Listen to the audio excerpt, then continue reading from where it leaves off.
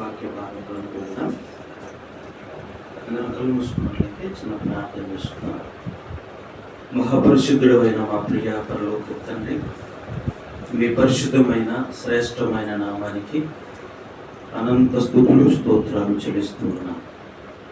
ఇదిగోనైనా ఈ ఆదివారం దినాన ఆలగడ్డలో ఉన్న మీ పిల్లల మధ్యకు చేర్చి తండ్రి, వీరితో కలిసి సహవాసం చేస్తూ మీ నామాన్ని స్తుతించడానికి, మీ నామాన్ని జ్ఞాపకం చేసుకొనటానికి, దేవా మిమ్మల్ని ఆరాధించడానికి నాకు కూడా మీరు ఇచ్చిన సమయాన్ని బట్టి మిమ్మల్ని ఎంతగానో స్తుతిస్తూ ఉన్నాను, గణపరుస్తూ ఉన్నాను.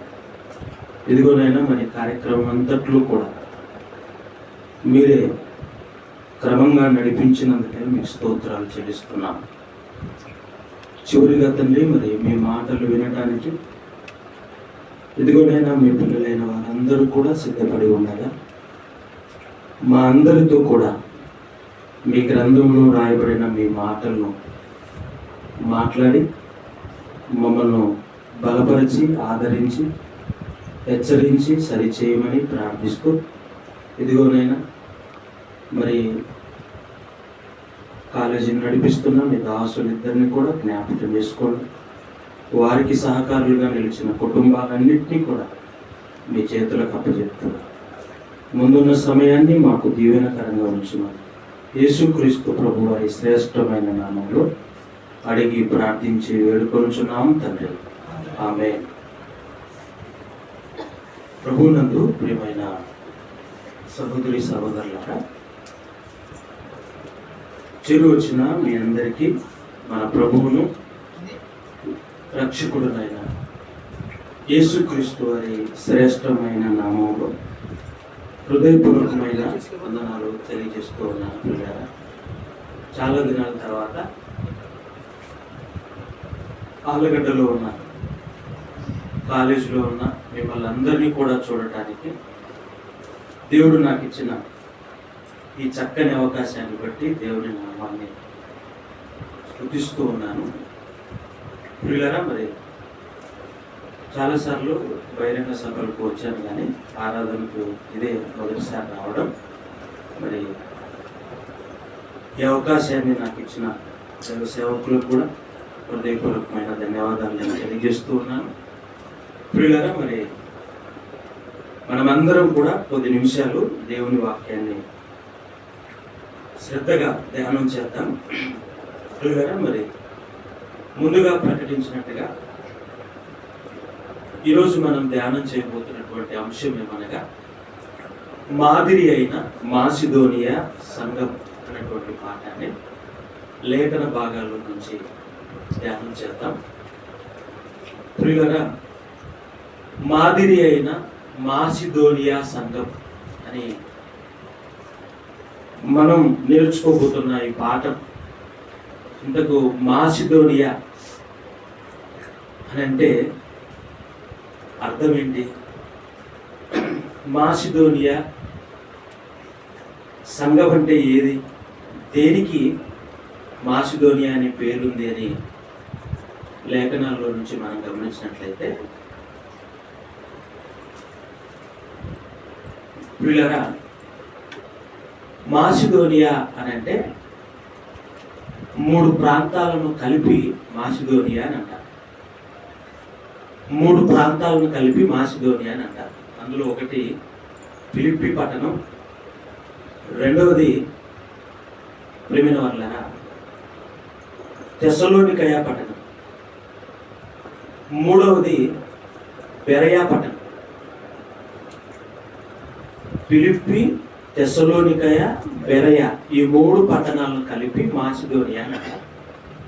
ఒకసారి మీకు కనుక డౌట్ ఉంటే అపోస్తలుడైన పౌలు ప్రయాణం చేసిన ప్రాంతం అనే పట్టిక మ్యాప్ కనుక చివరిలో ఉంటుంది, అది చూస్తే మీకు ఒకసారి క్లారిటీ వస్తుంది. చూడండి, తెలిసినటువంటి మ్యాపే ఒకసారి చూద్దాం. చూడండి, అపోస్తలుడైన పౌలు ప్రయాణం చేసిన ప్రదేశములు అని కనబడుతుంది. చూడండి, చివరి మ్యాపు, అందులో పై భాగంలోనే మాసిదోనియా అని కనబడుతుందా?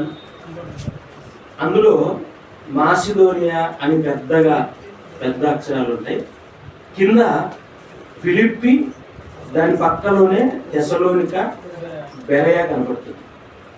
తర్వాత దాని కిందనే అకయ అని ఉంటుంది. అకయ, బెరయ కిందనే అకయ అని పెద్ద అక్షరాలు ఉంటుంది. అకయ అంటే ఏ ప్రాంతాలను కలిపి అకయ అంటారంటే కొరింథీ, ఏథెన్స్. కొరింథీ పట్టణం, ఏథెన్స్ పట్టణాలను కలిపి అకయ అని అంటారు. ఈ రెండు అకయ, మాసిదోనియా అనేటువంటి ప్రాంతాలు ఒకదాని కింద ఒకటి ఒకే భూభాగంలో ఉన్నట్టుగా మనకు కనబడుతుంది.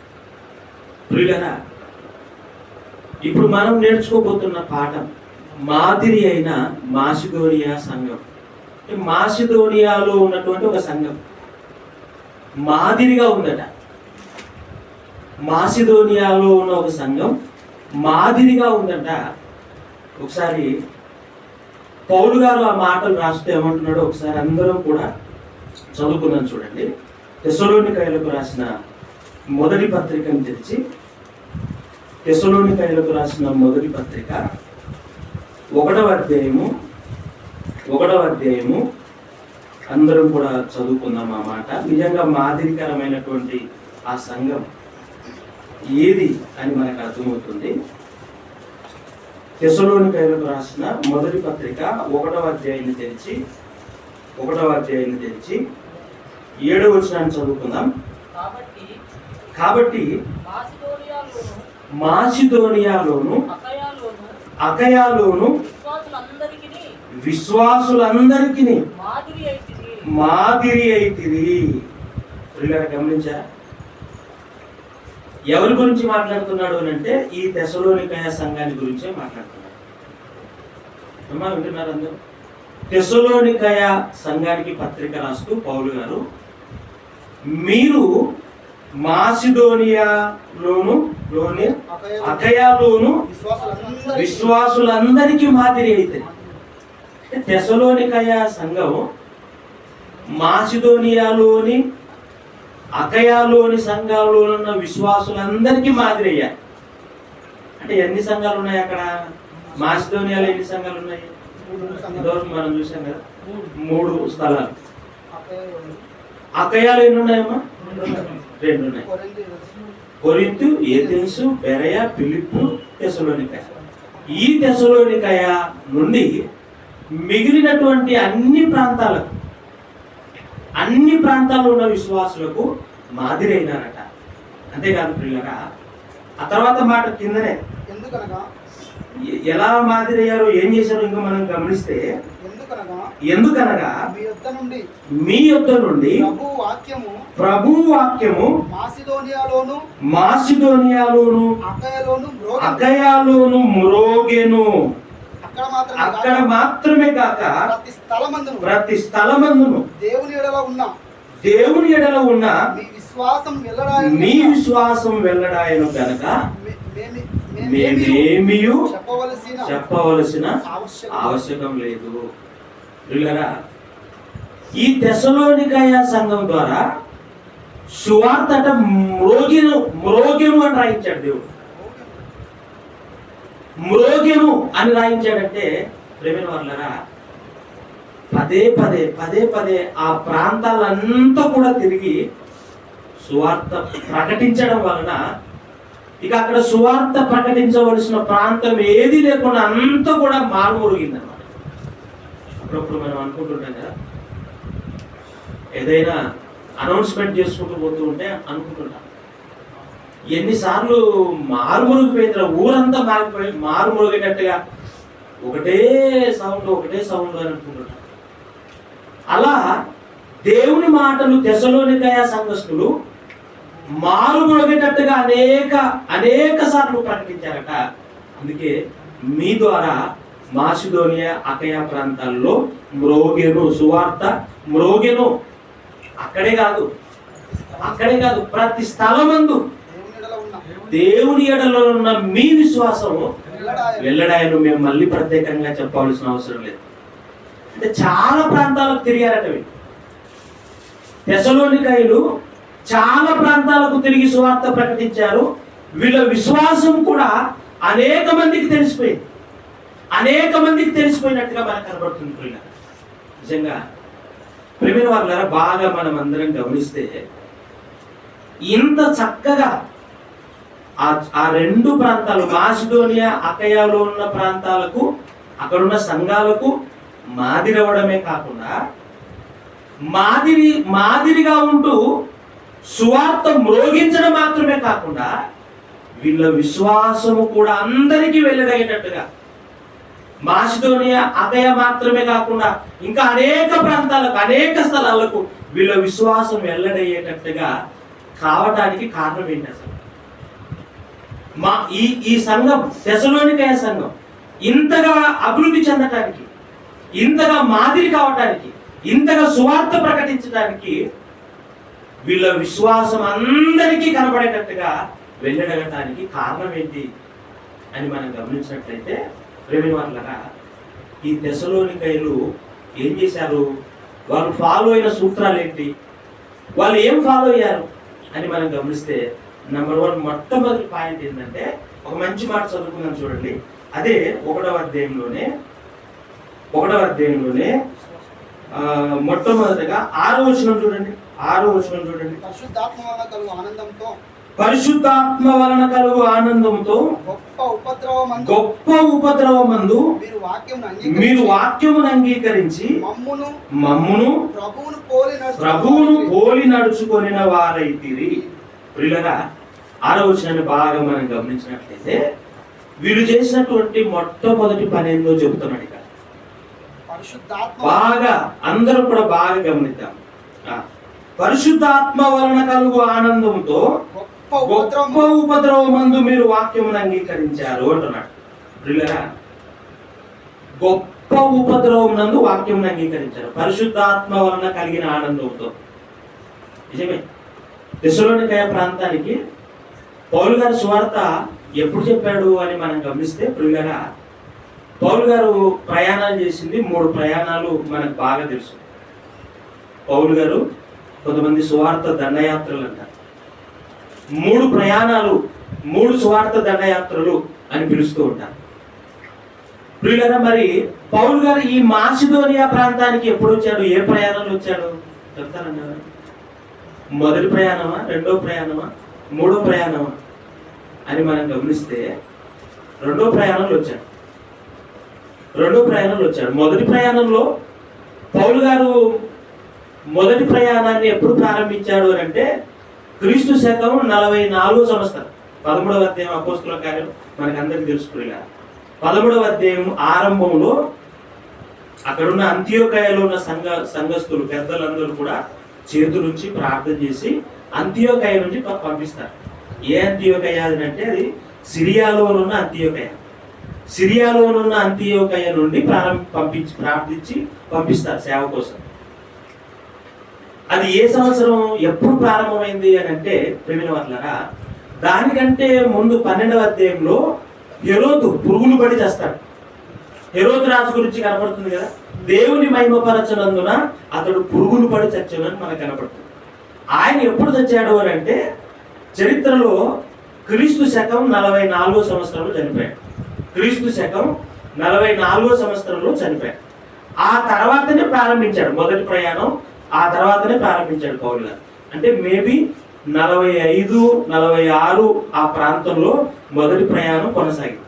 45లో ప్రారంభించి 46 ఆ 2 సంవత్సరాల దాకా దరిదాపుగా మొదటి ప్రయాణం ప్రారంభమైంది. అంతియోకయ నుండి ప్రారంభించాడు.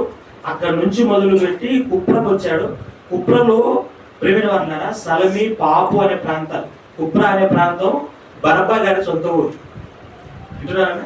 బరబ్బా గారి సొంత ఊరు, బర్నబా గారి సొంత ఊరు, క్షమించండి, బర్నబా గారి సొంత ఊరు ప్రాంతాలైన ఆ కుప్రలో పాపు, సలమి, ఆ తర్వాత పిసిదియాలో ఉన్న అంతియోకయ, అది రెండో అంతియోకయ, పంపులియా, పిసిదియాలో ఉన్న అంతియోకయ, అలా ఆ తర్వాత ఈకోనియా, ఆ తర్వాత లుస్త్రా, దెర్బే, ఈ ప్రాంతాలలో తిరుగుతారు మొదటి ప్రయాణంలో. అర్థమవుతుందా? లుస్త్రాలోనికి వచ్చినప్పుడు ఒక బలహీన పాదాలు కలిగినటువంటి ఒక వ్యక్తిని బాగు చేసినందుకు ఆయన రాళ్ళతో కొట్టి పౌలు గారిని రాళ్ళతో కొట్టి చచ్చిపోయాడని చెప్పి కుక్కనిచ్చినట్టుగా ఈడ్చి ఊరు వెలుపల పారేస్తారు. ఊరు వెలుపల పారేస్తే పిల్లలు ఎట్లుంటది బాడీ, ఆ దేహం ఎట్లుంటది రాళ్ళతో కొడితే. రాళ్ళతో కొట్టినారంటే బాగా దేహం అంతా కూడా రక్తసిక్తం అయిపోయి ఉంటుంది. ఒక మాటలు చెప్పాలంటే ఒళ్ళు హూనం అయిపోయి ఉంటుంది. అలాంటి పరిస్థితుల్లో కూడా పౌలు గారు వాళ్ళు వెళ్ళిపోతేనే శిష్యులందరూ కూడా అక్కడికి రాగానే మళ్ళీ వెంటనే లేచి గాయపడిన దేహంతో మళ్ళీ పౌలు గారు ఏం చేస్తారు తెలుసా? ఆ లుస్త్రలో దెబ్బతిన్న రాళ్ళతో కట్టబడిన పౌలు గారు మళ్ళీ వెంటనే లేచి దెబ్బకి వెళ్తాడు. దెబ్బకి వెళ్ళి అక్కడ సువార్త ప్రకటించి అక్కడ నుంచి మళ్ళీ దెబ్బ నుంచి లుస్త్రా, ఈకోనియా, అంతియోకయ, పిసిదియాలోని అంతియోకయ, ఆ తర్వాత పంపులియా, ఆ తర్వాత బర్నబా గారి ఊరైనటువంటి అతని ఆ రెండు ప్రాంతాలు కుప్ర, సలమి, పాపు, ఈ ప్రాంతాలన్నీ తిరిగి మళ్ళీ అందరినీ బలపరుచుకుంటూ, బాగా గమనించండి పిల్లరా, దెబ్బలు తిన్న ఆయన మళ్ళీ అందరినీ బలపరుచుకుంటూ మళ్ళీ తిరిగి రిటర్న్ అన్ని ప్రాంతాలకు తిరిగి వస్తూ మనం అనేక శ్రమలు అనుభవించి ఏం చేయాలంటారు తెలుసా? దేవుని రాజ్యంలో ప్రవేశించాలి. మనం అనేక శ్రమలు అనుభవించి దేవుని రాజ్యంలో ప్రవేశించాలి అని అందరినీ ఆదరించుకుంటూ బలపరుచుకుంటూ వస్తారు. తిరిగి మళ్ళీ ఆ దేవుడికి వస్తారు. బాగా గమనిస్తే పిల్లరా, అసలు ఆదరించాల్సింది ఈయన వాళ్ళని ఆదరించాల. దెబ్బలు తిన్నాయన ప్రాణాలు పోయేటట్టుగా దెబ్బలు తిన్న పౌలు గారిని అందరు ఆదరించాలి ఏమా, కానీ పౌలు గారి వాళ్ళని ఆదరిస్తున్నాడు. ఎందుకు? ఈ దెబ్బలు చూసి, ఈ గాయాలను చూసి, ఈ కొత్తగా నమ్ముకున్న వీళ్ళందరూ మళ్ళీ లోకంలో ఎక్కడ కలిసిపోతారో, దేవుని విడిచి మళ్ళీ ఎక్కడ లోకంలోకి వెళ్ళిపోతారో అని చెప్పి పౌలు గారు వాళ్ళనే ఆదరిస్తూ, వాళ్ళనే బలపరుస్తూ, ఇలాంటివి మనం చాలా దెబ్బలు తినాలి, ఇలా తిని ఇలాంటి శ్రమలు అనుభవించి మనం దేవుని రాజ్యంలో ప్రవేశించాలని వాళ్ళని బలపరుస్తూ వస్తారు. అలా తిరిగి మళ్ళీ సిరియాలోని అంతియోకయకి వస్తాడు. వచ్చిన తర్వాత ప్రేమిన వాళ్ళరా అక్కడ సంతోషంగా ఆ పరిచర్య అంతటి జ్ఞాపకం చేసుకుంటుంటేనే మళ్ళీ ఒక సమస్య వచ్చి పడింది. అంతియోకయ సంఘంలోకి వచ్చేసరికి కొంతమంది యెరూషలేములో నుంచి యూదులు వచ్చారు, పరిసయ్యులు వచ్చారు. వచ్చి సున్నతి పొందితేనే రక్షణ అని ఒక సమస్య మొదలుపెట్టారు. అప్పుడు మళ్ళీ ఆ సమస్యను పరిష్కరిస్తూ ఆ సమస్య కోసం మళ్ళీ బర్నబా తర్వాత పౌలు ఆ పరిచయులు అందరిని తీసుకొని మళ్ళీ యెరూషలేము సంఘ పెద్దల దగ్గరికి వెళ్తారు. యెరూషలేములో ఎవరున్నారు?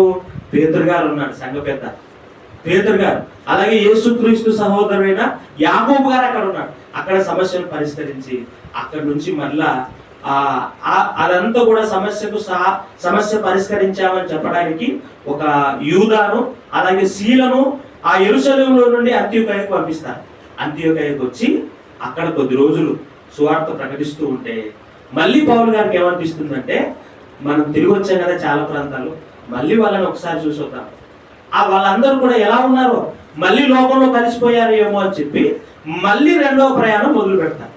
ఆ రెండవ ప్రయాణం మొదలు పెట్టినప్పుడే ఏం జరిగింది అంటే, పౌలు గారు ప్రేమిన వాళ్ళరా మారుపేరు కలిగిన యోహాను వెంట పెట్టుకొని పోదామని బర్నబా అంటే, లేదు అతడు పంపులియాలో పెర్గే అనే ప్రాంతంలో మనల్ని వదిలిపెట్టి వెళ్ళిపోయాడు, అతడు వద్దు అని చెప్పి పౌలు గారు అంటే, లేదు రావాల్సిందే బర్నబా గారు అంటే, వాళ్ళిద్దరి మధ్య తీవ్రమైన వివాదం జరిగి ప్రేమిన వాళ్ళరా ఇద్దరు వేరైపోతే బర్నబా యోహాను మార్కను మారుపేరు కలిగిన యోహాను వెంట పెట్టుకొని పోతే, ఈ పౌలు గారు మాత్రం యెరూషలేములో వచ్చారు చూడండి శీల, ఆ శీలాన్ని వెంట పెట్టుకొని ఆయన ప్రయాణమై వెళ్ళిపోయారు.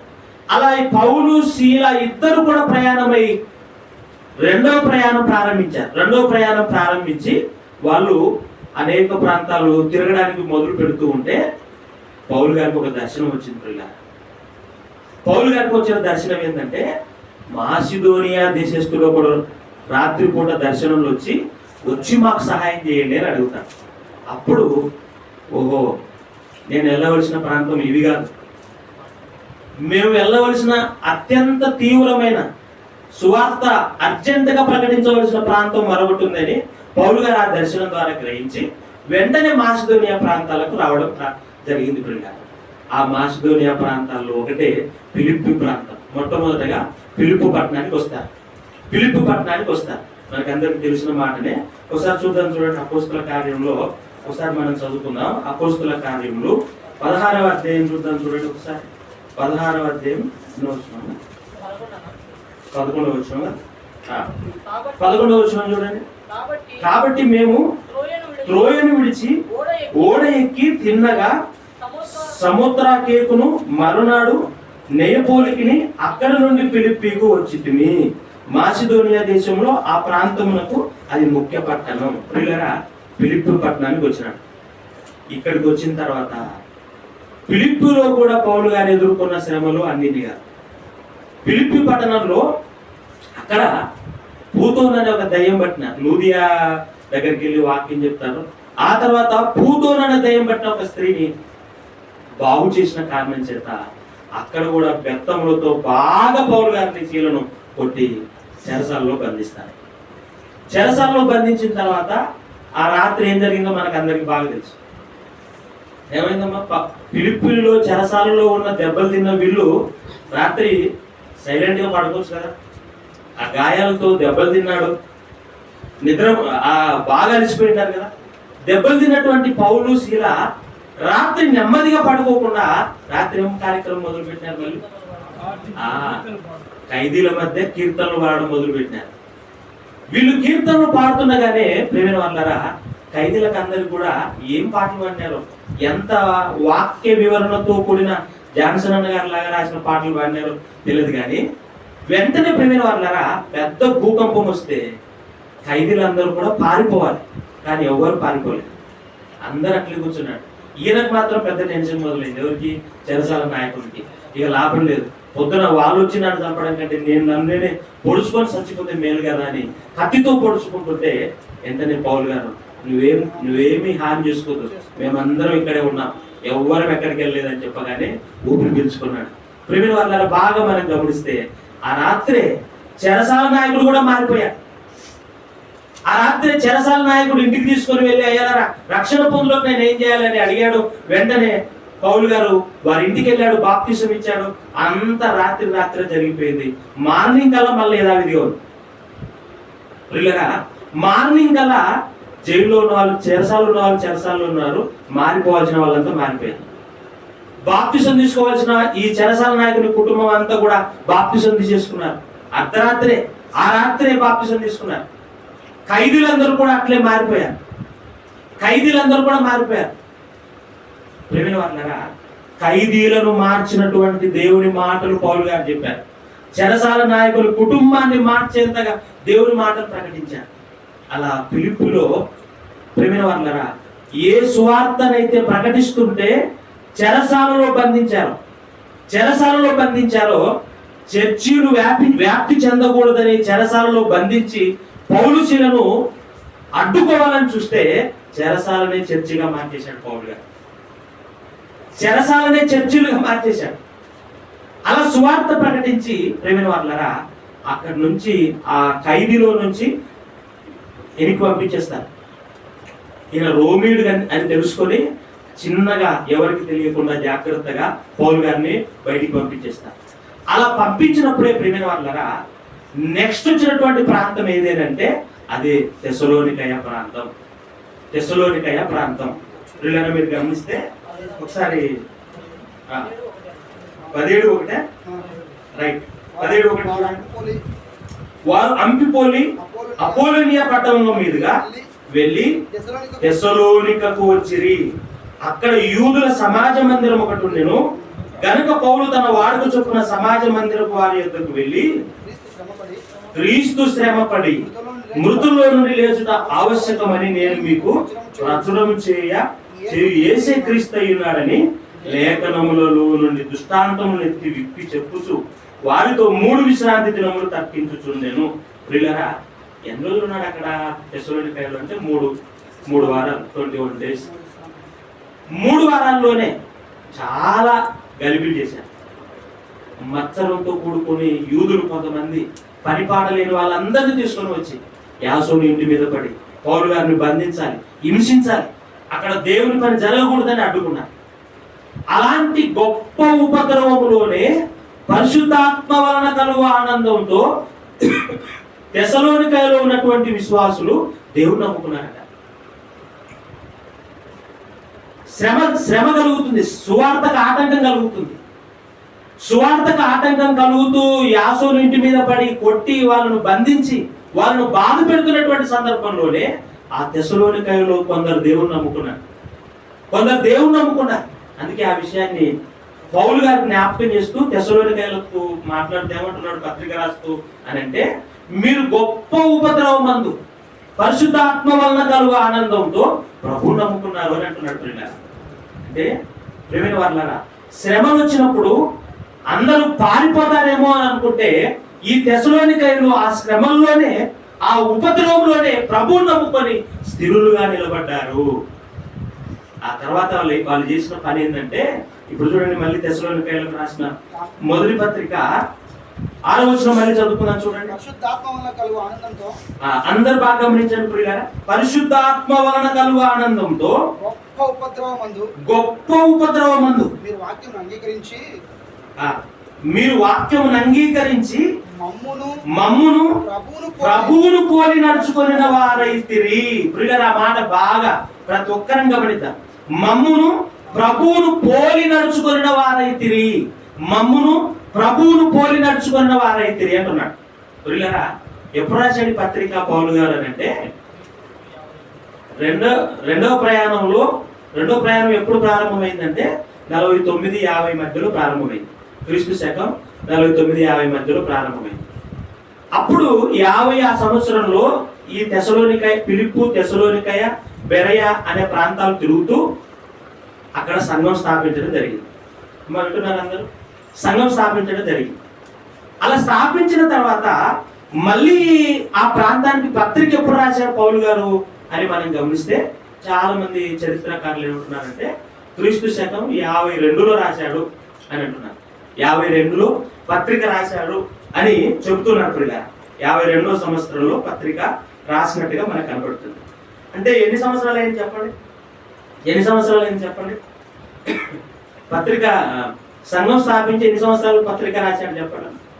50లో సంఘం స్థాపించాడు, 52లో పత్రిక రాశాడంటే మహా అంటే 3 సంవత్సరాలు, 2 నుంచి 3 సంవత్సరాల మధ్యలో, అంతే, 2.5 years.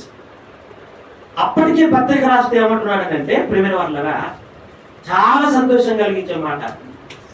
నేను ఈ మాట చదివినప్పుడల్లా కూడా ఆదరణ పొందే మాట ఏంటంటే, ధైర్యపడే మాట ఏంటంటే, మమ్మును ప్రభువును పోలి నడుచుకున్న వారైతే అంటున్నాడు.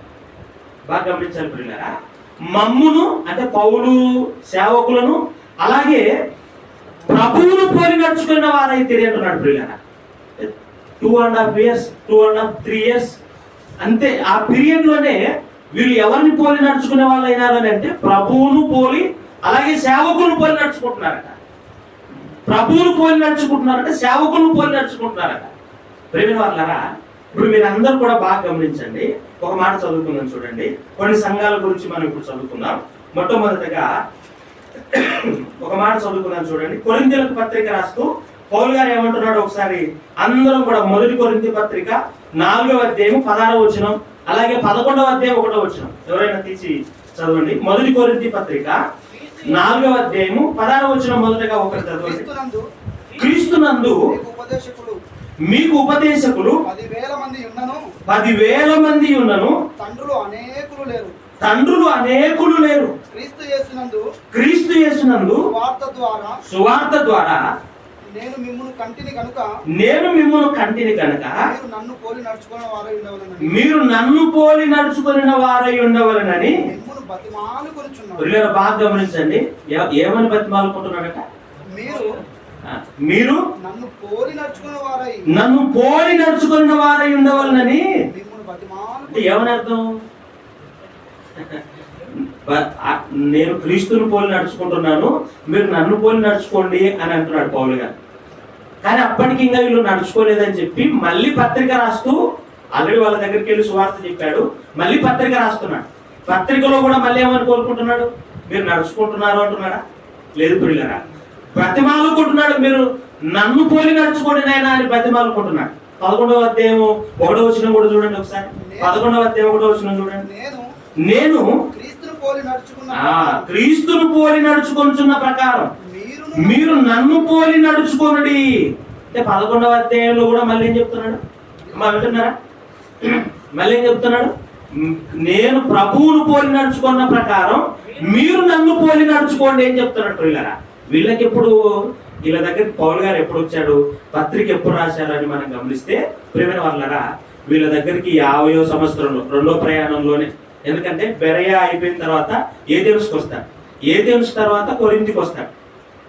ఆ కొరింథీకి వచ్చినటువంటి ఆ సమయం కూడా 50 సంవత్సరం, 49 50 ఆ సంవత్సరంలో వచ్చాడు. తర్వాత మళ్ళీ కొరింథీకు పత్రిక 54వ సంవత్సరంలో పత్రిక రాశాడు.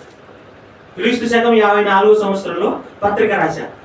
అప్పుడు కూడా ఏమంటున్నాడు, ఎవరి పత్రిక రాస్తున్నాడు అని అంటే, బతిమాలుకుంటున్నాను అయినా మీరు నన్ను పోలి నడుచుకోండి అని చెప్తూ 11వ అధ్యాయం 1వ వచనంలో నేను క్రీస్తును పోలి నడుచుకుంటున్నాను మీరు నన్ను పోలి నడుచుకోండి అని చెప్తున్నాడు. అంటే కొరింథీలో ఉన్న విశ్వాసులు క్రీస్తును పోలి నడుచుకుంటున్నారా లేదా అని అంటే ఇంకా నడుచుకోవడం లేదు. అందుకే మళ్ళీ పౌలు గారు పత్రిక రాసి బతిమాలుకుంటున్నాడు అని మనకు అర్థమవుతుంది. కానీ తెస్సలోనికైలకు ఏమన్నాడు? తెస్సలోనికైలకు పత్రిక రాస్తే ఏమన్నాడు? నడుచుకోండి అంటున్నాడా? నడుచుకొని వారైతిరి అన్నాడా? ఆల్రెడీ మీరు నడుచుకొని వారైతిరి, మమ్మును ప్రభువును పోలి నడుచుకొని వారైతిరి అని అంటున్నాడు పిల్లరా.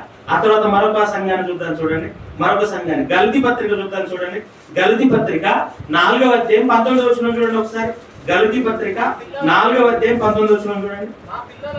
నా పిల్లలారా క్రీస్తు స్వరూపము మీ యందు ఏర్పడు వరకు మీ విషయమై మరలా నాకు ప్రసవ వేదన కలుగుచున్నది. పిల్లలను గమనించండి, 4:19 కదా. నా పిల్లలారా క్రీస్తు స్వరూపము మీ యందు ఏర్పడు వరకు అంటే ఏమని అర్థం? గలతీలో ఉన్న సంఘస్థులకు కూడా క్రీస్తు స్వరూపం రాలేదు, ఇంకా అంటే క్రీస్తును పోలి నడుచుకోలేదు. అందుకే వాళ్ళను కూడా బతిమాలుకుంటూ నాకు ప్రసవ వేదన కలుగుతుంది ఆయన, మీరు స్వరూపం ఆయన స్వరూపం మీలో రాకపోతే నాకు ప్రసవ వేదన కలుగుతుంది, మీరు క్రీస్తు స్వరూపంలోనికి మారండి అని పత్రిక రాస్తూ పౌలు గారు మాట్లాడుతున్నాడు. ప్రియులారా, బాగా మనం ఆలోచన చేస్తే అసలు గలతీ పత్రిక ఎప్పుడు రాసి అక్కడికి ఎప్పుడు వెళ్ళాడు, గలతీలకు పత్రిక ఎప్పుడు రాశాడు అని మనం గనక గమనిస్తే బాగా ప్రేమైన వాళ్ళరా, మొట్టమొదటిగా పత్రిక రాసింది గలతీలకి పౌలు గారు. పౌలు గారు రాసిన 14 పత్రికల్లో మొట్టమొదటిగా పత్రిక రాసింది ఎవరికంటే గలతీలకే పత్రిక రాశారు. ఇంతకీ ఏంటి గలతీ సంఘం అంటే ఏది, అసలు ఎక్కడుంది గలతీ సంఘం అని అంటే, గలతీ సంఘం అంటే ఏదో అని అనుకోవాల్సిన అవసరం లేదు. ప్రియులారా, గలతీ సంఘం అంటే ఏంటంటే బాగా మనం గమనిస్తే ప్రేమైన వాళ్ళరా, తిమోతి గారు నివసించిన ప్రాంతాలు ఉన్నాయి చూడండి. ఈకోనియా, లుస్త్రా, దెర్బే, ఈ 3 ప్రాంతాలనే గలతీ సంఘం అని అంటారు.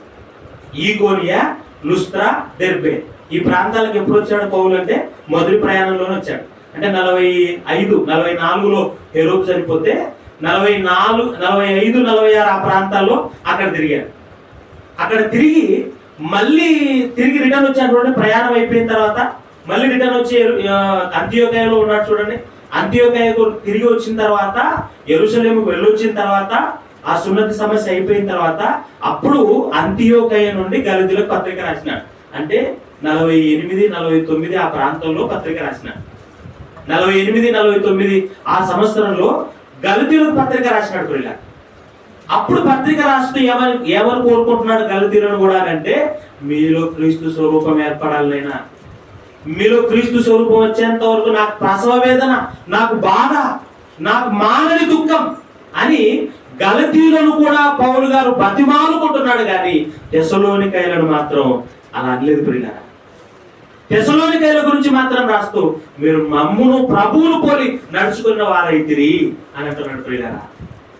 అంటే గలతీల కంటే ప్రేమిన వాళ్ళారా బాగా గమనించండి, గలతీలో ఉన్న లుస్త్రా, ఈకోనియా, దెర్బేలో ఉన్నటువంటి ఆ సంఘాల్లో ఉన్న వారి కంటే ఎవరు బెటర్గా ఉన్నారు? ఎవరు బెటర్గా ఉన్నారు? ప్రభువును పోలి ఎవరు నడుచుకుంటారంటే తెస్సలోనికై, మాసిదోనియాలో ఉన్న తెస్సలోనికయ ప్రాంతంలో ఉన్న వాళ్ళు.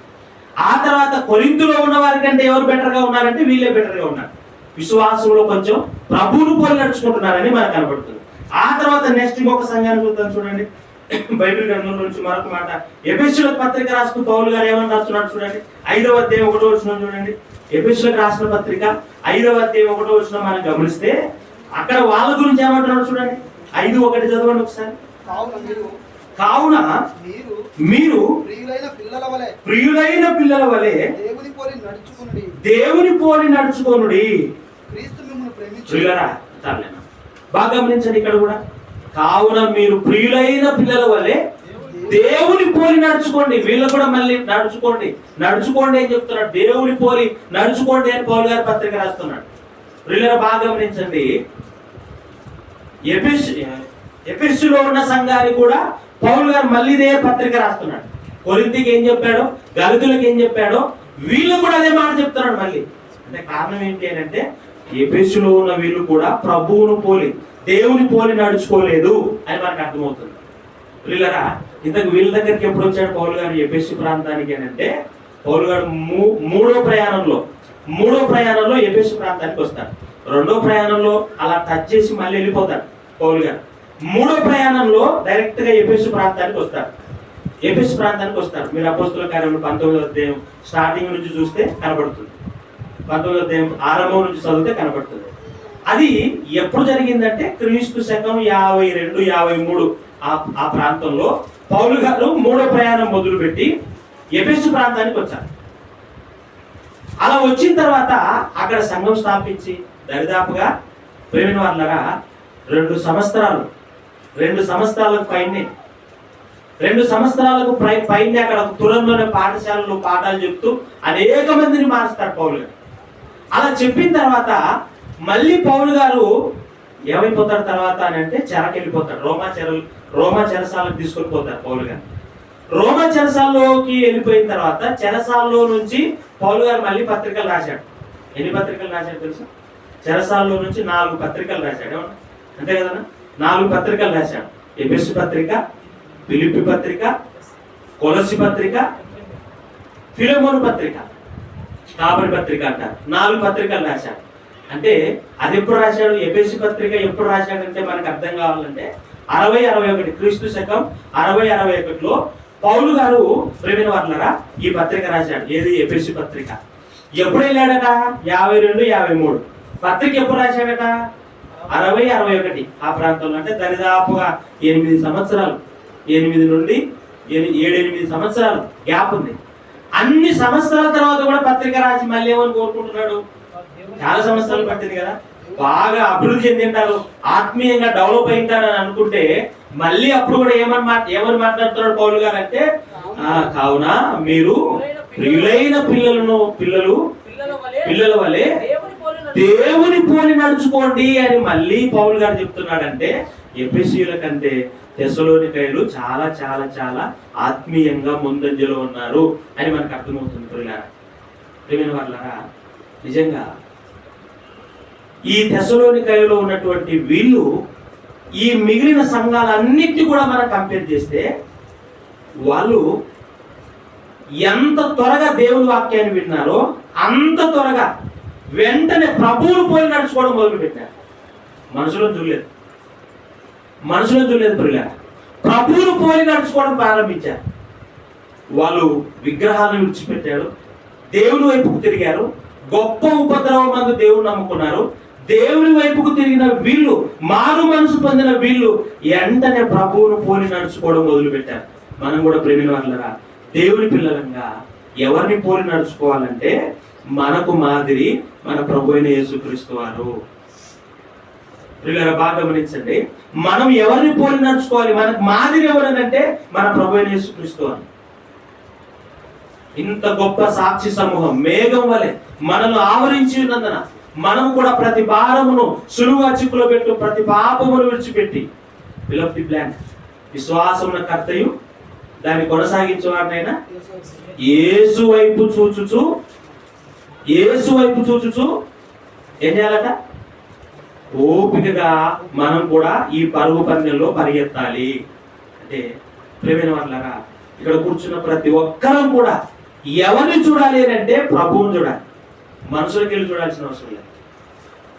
నాకెళ్ళి చూసినారనుకోండి ఏదో ఒక బలహీనత కనపడుతుంది, అన్నకెళ్ళి చూశారనుకోండి ఏదో ఒక బలహీనత కనపడుతుంది. అక్కడికి వెళ్ళి చూశారనుకోండి, ఏదో ఒక బలహీనత కనపడుతుంది. ఏ బలహీనత లేని వ్యక్తి ఎవరైనా ఉన్నారంటే ఆయన ప్రభువైన యేసుక్రీస్తు వారు. ఆయన వైపు చూస్తూ మనం కూడా ముందుకు సాగితే, దేవుని పనిలో ముందుకు సాగితే ప్రియమైన వాళ్ళరా, మనం కూడా అనుకున్న పనిని సాధించవచ్చు. ప్రియులారా, దేవుని పనిని విస్తారంగా జరిగించవచ్చు. ఇలా వీళ్ళు ప్రభువును పోలి నడుచుకుంటూ, ప్రియమైన వాళ్ళరా, ప్రభువును పోలి నడుచుకుంటూ వీళ్ళు చేసిన పని ఏందో చూడండి. ఇప్పుడు ఒక వచనాన్ని చదువుకొని ముగింపులను వద్దాం. తెస్సలోనికైలకు రాసిన పత్రికలోనే ఒక మాట చదువుకుందని చూడండి, 2వ వచనం చదువుకుందని చూడండి. అందరం కూడా ఎలా పనిచేశారో చూడండి. విశ్వాసంతో కూడిన, అందరు బాగా గమనించారు పిల్లరా, విశ్వాసముతో కూడిన మీ పనిని ప్రేమతో కూడిన మీ ప్రయాసమును మన ప్రభు అయిన యేసుక్రీస్తు నందలి నిరీక్షణతో కూడిన మీ ఓర్పును మేము మన తండ్రి అయిన దేవుని ఎదుట మానక జ్ఞాపకం చేయుచు మా ప్రార్థన యందు మీ విషయమై విజ్ఞాపనము చేయుచు మీ అందరి నిమిత్తం ఎల్లప్పుడూ దేవునికి కృతజ్ఞతాస్తుతులు చెల్లించుచున్నాం. ప్రియులారా, బాగా మనం గమనించాల్సింది, నేర్చుకోవాల్సింది ఏంటంటే, దేవుని పోలి నడుచుకొని క్రీస్తును పోలి నడుచుకుంటున్న వీళ్ళు ఎలా పని ప్రారంభించారో చూడండి. నెంబర్ 1 ఏం కనపడుతుందంటే, విశ్వాసముతో కూడిన మీ పనిని అంటున్నాడు. ఈ వాళ్ళు పని, ఏ పని ప్రారంభించినా విశ్వాసంతో పని ప్రారంభిస్తారు. ఏమంటున్నారా? ఏ పని ప్రారంభించినా, సువార్త ఎక్కడికి వెళ్ళినా, ఏ ప్రాంతానికి వెళ్ళినా విశ్వాసంతో పని ప్రారంభిస్తున్నారు. దేవుడు మాకు సాయం చేస్తాడు. ఈ ప్రాంతంలో మేము సువార్త ప్రకటించడానికి వెళ్తున్నాం, దేవుడే ఆ పని జరిగిస్తాడు. అక్కడ ఆత్మను రక్షించడానికి దేవుడే వాతావరణాన్ని అనుకూలపరుస్తాడని చెప్పి విశ్వాసంతో పని ప్రారంభించారు. ఎక్కడికి వెళ్ళినా విశ్వాసంతో పని ప్రారంభించారు. అందుకే ప్రియులారా, మాసిదోనియాలో ఉన్న అన్ని ప్రాంతాలు, అకయలో ఉన్న అన్ని ప్రాంతాలు, అంతేకాకుండా అనేక ప్రాంతాల్లో వారు సువార్తను మ్రోగించారు. వాళ్ళు మాదిరిగా నిలబడ్డారు. అంటే దేవుని పని ఎప్పుడు కూడా విశ్వాసంతోనే ప్రారంభించాలి. ఏమా ముగిస్తాను నేను. దేవుని పనిని ఎప్పుడైనా సరే విశ్వాసంతోనే పని ప్రారంభించాలి. ఏమన్నా అక్కడికి వెళ్ళాం, ఎవరు రాలేదన్నా, ఒకరిద్దరు వచ్చారన్న, అయినా నో ప్రాబ్లం. ఆరంభంలో ఒకరైతేనే కావచ్చు, అదే పని పదే ఆ చుట్టుపక్కల ప్రాంతాల్లో చెబుతూ ఉంటే ప్రేమ వాళ్ళారా, దేవుడు కొందరిలోనైనా కార్యాన్ని జరిగిస్తాడు. విశ్వాసంతో మనం ఆ పని చేస్తూ ఉంటే దేవుడు ఖచ్చితంగా సువార్తను వ్యాప్తి చెందిస్తాడు, సంఘాన్ని విస్తరింపజేస్తాడు అని మనం గమనించాలి ప్రియులారా. కాబట్టి విశ్వాసంతో పని ప్రారంభిద్దాం. దేవుని పిల్లలమైన మనం ప్రేమ వాళ్ళారా, యేసుక్రీస్తును పోలి నడుచుకోవాలి. ఇక్కడికి ఎక్కడి నుంచి చూస్తున్నారో, ఏ గ్రామాల నుంచి చూస్తున్నారో మీకు అందరికీ బాగా తెలుసు. మీరున్న ప్రాంతంలో మీరు కూడా విశ్వాసంతో పని ప్రారంభిస్తే దేవుడు ఎందుకు పని జరిగించాడు తెలుసా? ఖచ్చితంగా జరిగిస్తాడు. కొంచెం ఆలస్యమైనా సరే ప్రేమైన వాళ్ళారా, మీరు నివసిస్తున్న మీ ప్రాంతాల్లో, మీ చుట్టుపక్కల, మీ గ్రామాల్లో సత్య సువార్త వ్యాపింపజేయటానికి, సత్య సువార్త వినిపింపజేయటానికి విశ్వాసంతో పని ప్రారంభించండి. దైవ సేవకులు పిలిపించండి, వాక్యం చెప్పి